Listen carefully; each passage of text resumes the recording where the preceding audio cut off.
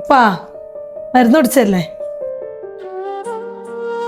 എടി കൊറേ ആയില്ലേ ഗുളിക കുടിച്ചു തുടങ്ങിയിട്ട്. ഇതുകൊണ്ടൊക്കെ വല്ല കാര്യം ഉണ്ടാകും? പിന്നെ മരുന്ന് കുടിക്കണ്ടേ? ഡോക്ടർമാര് വെറുതെ മരുന്ന് എഴുതിക്കണ്.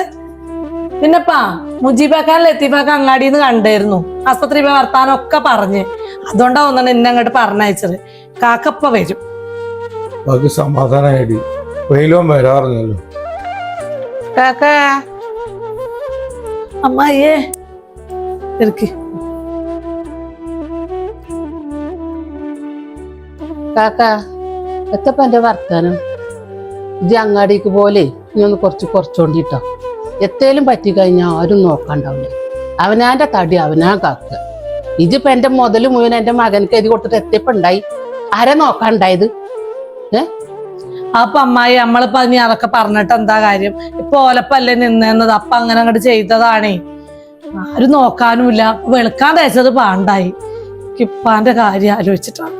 അതെടി അവനാന്റെ മക്കളല്ലേ. ഇങ്ങനെയൊക്കെ ഒന്നും ആവുന്ന ഞാനും വളർത്തിട്ടില്ല. ഇജിപ്പോ ഒരു നാത്തൂനായിട്ട് എന്താ കാര്യം?